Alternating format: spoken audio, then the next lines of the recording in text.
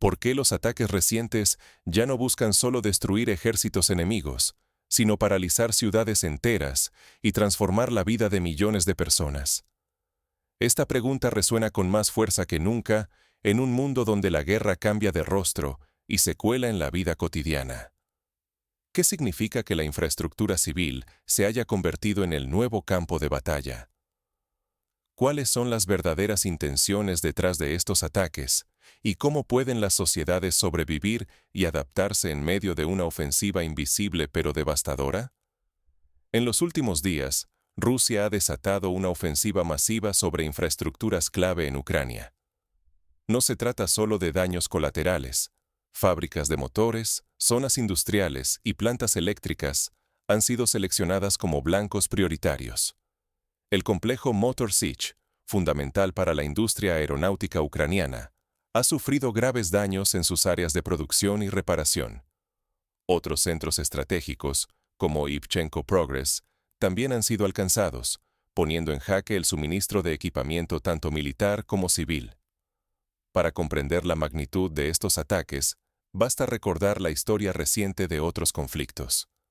Durante la Segunda Guerra Mundial, el bombardeo de Dresden en Alemania buscó no solo destruir fábricas, sino quebrar la moral de la población.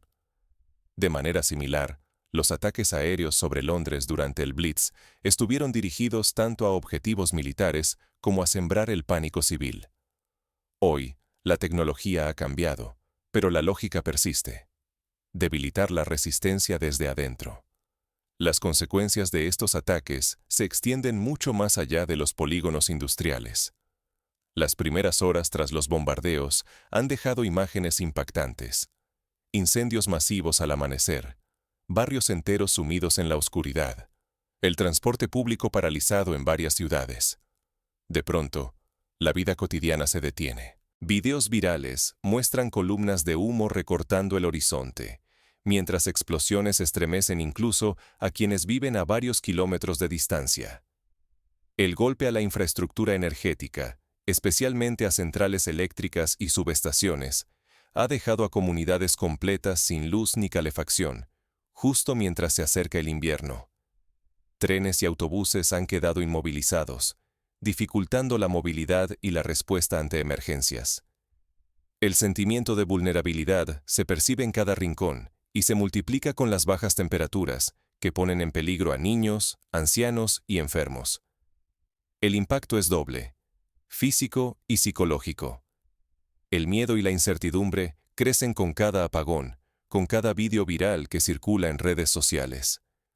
La ansiedad de no saber si el próximo ataque podría alcanzar tu barrio o tu lugar de trabajo se vuelve una amenaza constante.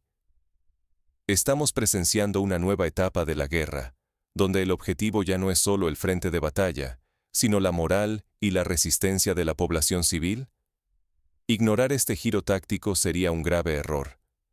Si no entendemos la magnitud y los propósitos de estos ataques, corremos el riesgo de subestimar lo que está en juego. No se trata solo de tanques y soldados, sino de millones de vidas trastocadas, de la supervivencia diaria y de la capacidad de una sociedad para adaptarse y resistir bajo presión constante. Para ilustrar esto, podemos mirar atrás, por ejemplo, al asedio de Sarajevo en la década de los 90. Allí, las fuerzas atacantes cortaron el suministro de agua, electricidad y alimentos, intentando doblegar a la población por medio del agotamiento. Las consecuencias fueron devastadoras. La ciudad resistió, pero a un costo humano y moral altísimo. Hoy, Ucrania enfrenta retos similares, aunque con una tecnología de destrucción mucho más precisa y masiva. Entender cómo y por qué se están seleccionando estos objetivos es clave para anticipar el rumbo del conflicto. ¿Qué buscan realmente los responsables de estos ataques masivos? Al principio, parecían solo explosiones dispersas. Sin embargo, cada detonación forma parte de una ofensiva meticulosamente planeada.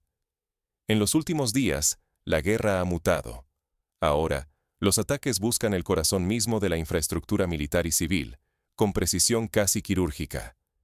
Drones, misiles de largo alcance y artillería pesada actúan en conjunto para ejecutar bombardeos selectivos sobre industrias clave. Plantas como Motor Sich e Ivchenko Progress, esenciales para la producción y reparación de motores de aviación en Ucrania, han sido blanco de ataques. También instalaciones de reparación de aviones y tanques han sido golpeadas, amenazando la operatividad de toda la maquinaria bélica.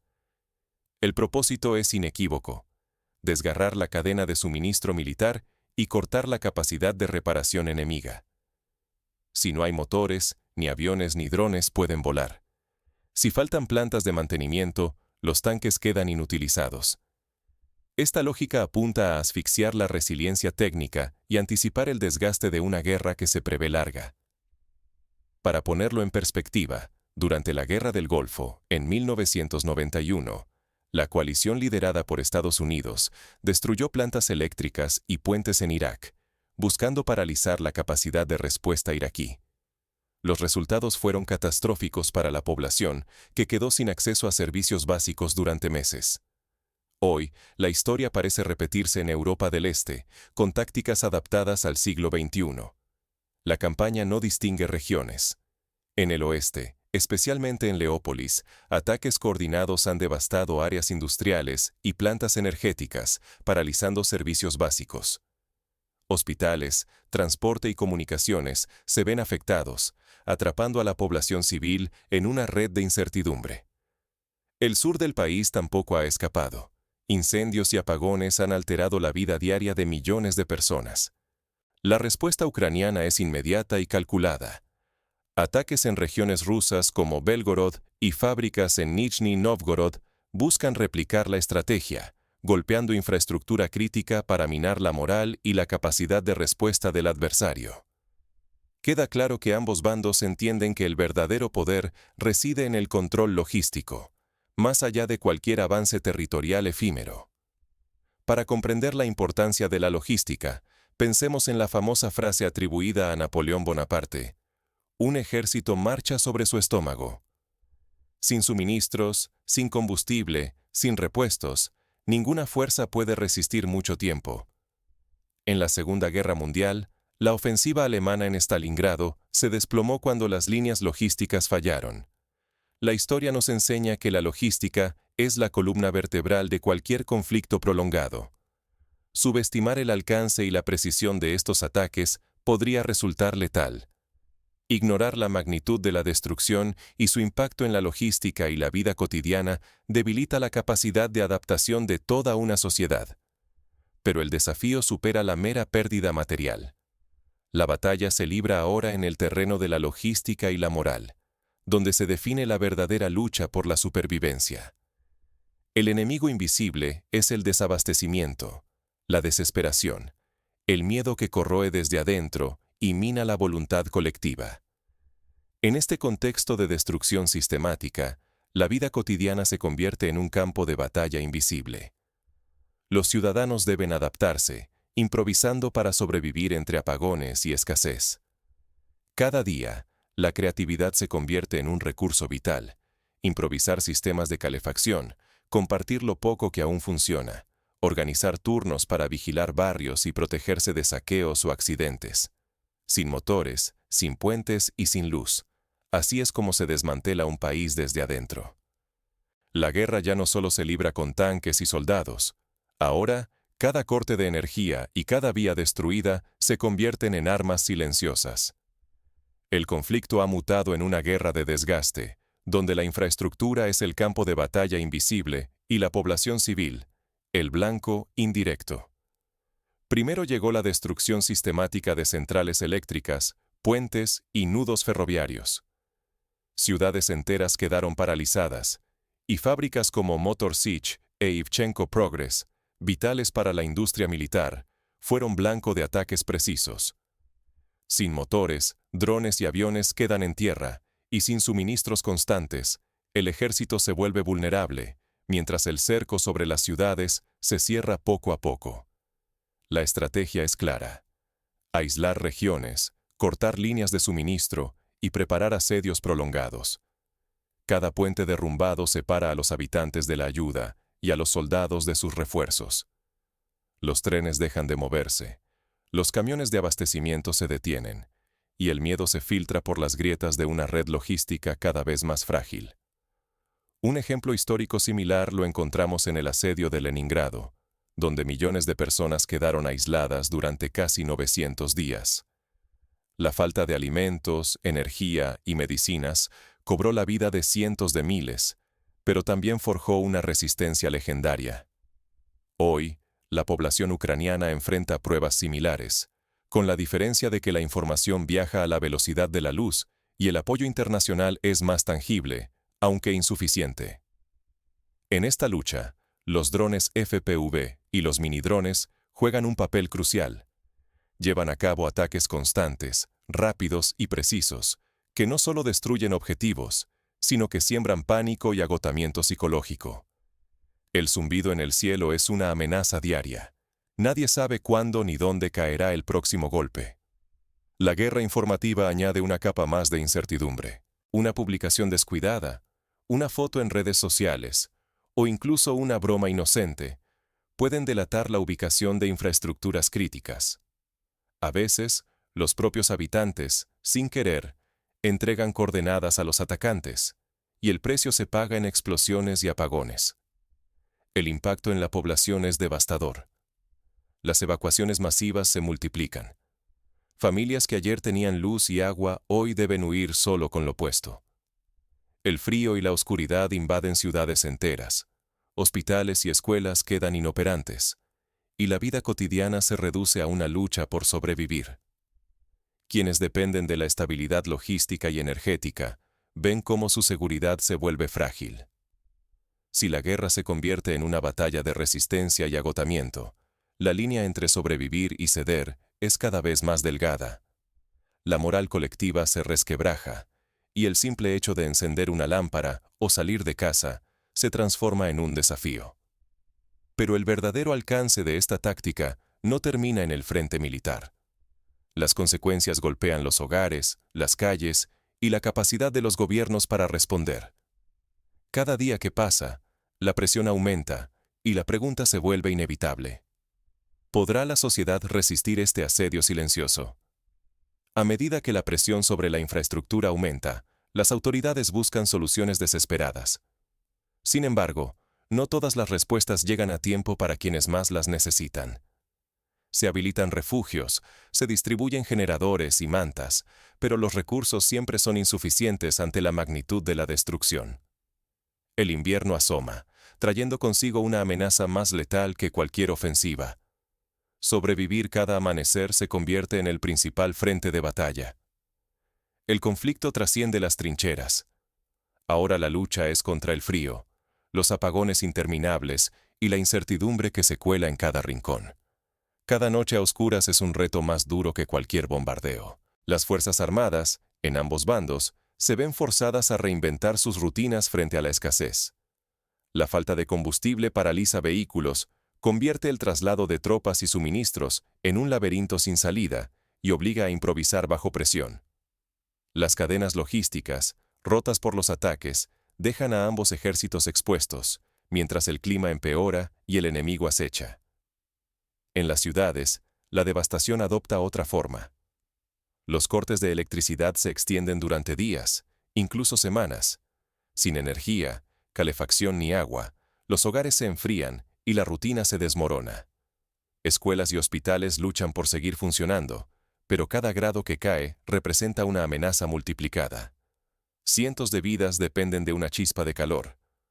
La restauración de servicios resulta brutalmente desigual. Hay barrios donde brigadas logran devolver la luz en cuestión de días, pero en otros la destrucción es tan profunda que el frío y la oscuridad parecen eternos. Comunidades enteras quedan aisladas, esperando una ayuda que tarda demasiado o nunca llega.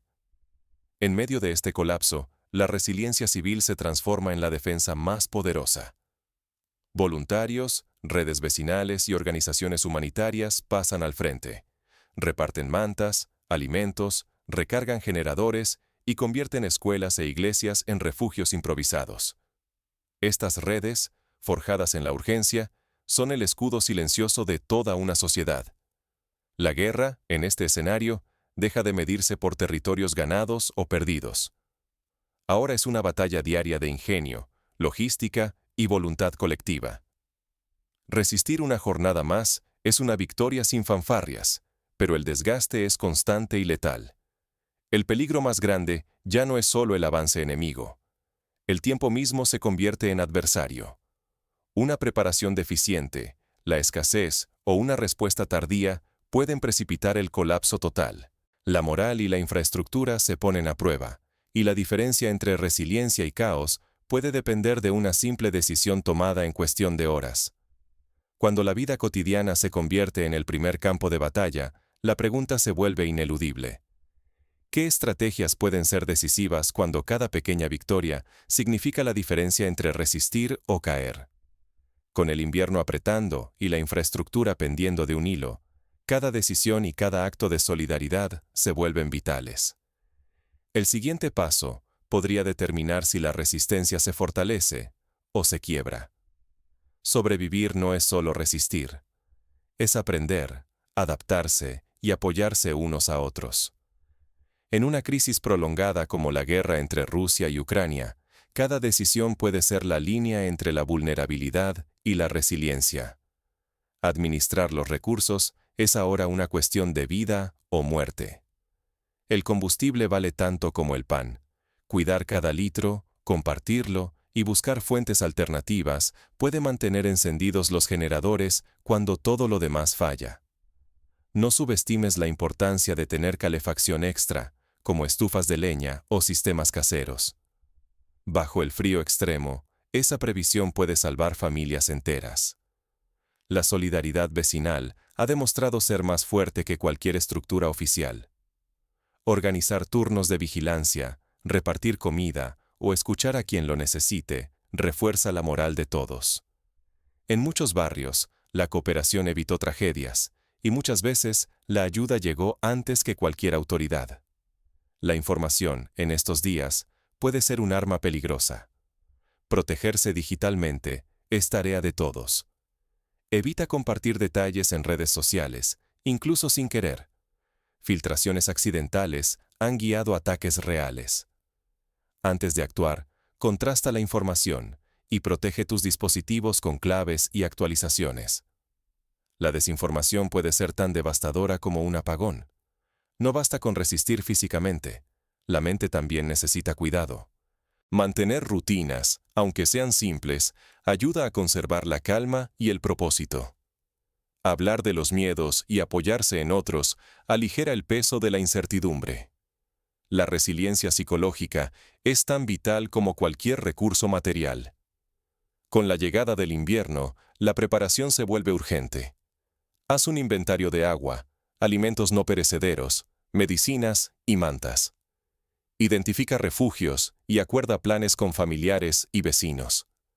La colaboración no solo reparte la carga, sino que multiplica la respuesta ante lo inesperado. Ignorar estas lecciones aumenta el riesgo físico y emocional y debilita la capacidad de toda la sociedad para resistir un conflicto largo. Prepararse y colaborar no es alarmismo, es tomar control frente a la adversidad. A medida que la guerra evoluciona, la capacidad de adaptación y la unión comunitaria serán puestas a prueba una y otra vez. El siguiente paso es entender cómo estos desafíos diarios redefinen el sentido de normalidad y esperanza. Imagina un escenario posible. Una ciudad como Leópolis, famosa por su arquitectura y su vida cultural, queda sin electricidad durante semanas. Los habitantes, acostumbrados al bullicio de cafeterías y tranvías, ahora dependen de velas y estufas improvisadas. Bibliotecas y teatros se convierten en refugios, y los músicos tocan para animar a quienes se agrupan buscando algo de calor. En medio de la adversidad, surgen iniciativas. Grupos de jóvenes organizan repartos de agua, mientras médicos voluntarios atienden en sótanos protegidos de los bombardeos. La esperanza, aunque frágil, se convierte en un acto de resistencia. Por otro lado, la historia reciente nos muestra que la reconstrucción es posible. En ciudades como Mosul, devastadas por años de guerra, la reconstrucción comenzó gracias a la tenacidad de sus habitantes, que abrieron escuelas en tiendas de campaña y recuperaron poco a poco los servicios básicos. El ejemplo de Berlín tras la Segunda Guerra Mundial, cuando miles de personas trabajaron día y noche para limpiar escombros y restaurar la vida, es un recordatorio de que la resiliencia colectiva puede superar incluso la destrucción más absoluta. En esta guerra total, cada decisión cuenta. La tuya puede inclinar la balanza. Desde abastecerse con tiempo hasta organizar redes de apoyo, cada gesto suma. Aprender de otras experiencias, anticipar escenarios y actuar juntos es la clave para resistir y reconstruir. Los últimos ataques no son simples destellos en ciudades lejanas. Son golpes quirúrgicos contra la columna vertebral de la vida diaria. Fábricas, plantas eléctricas, talleres y rutas de suministro. Cada explosión sacude la rutina de millones, desde soldados en trincheras hasta familias que resisten noches enteras sin luz ni transporte. El futuro inmediato está en una cuerda floja. Frente a la amenaza de un invierno sin electricidad, sin calefacción y con la red básica al borde del colapso, la resiliencia civil se convierte en la primera línea de defensa. No basta el apoyo militar. La verdadera fortaleza surge de la solidaridad y la capacidad de adaptación, de una sociedad capaz de organizarse, ayudar y reconstruir incluso en la oscuridad más densa. Hoy, comprender los riesgos y actuar con información es una responsabilidad de todos. Desde quienes reparan líneas eléctricas hasta quienes abren sus puertas a los vecinos, cada gesto suma. La historia se escribe con la valentía silenciosa de quienes no ceden, aun cuando todo parece perdido. El desenlace de este conflicto depende tanto de la respuesta colectiva como de las decisiones individuales. En tiempos de crisis, la preparación, la cooperación y la esperanza no solo salvan vidas, pueden cambiar el rumbo de la historia. La pregunta entonces no es solo si se puede resistir, sino cómo cada uno de nosotros puede ser parte activa de esa resiliencia colectiva. Porque, en última instancia, la historia se decide no solo en el frente de batalla, sino en la fortaleza de la vida diaria, en la solidaridad y en la capacidad de adaptarse y no rendirse jamás.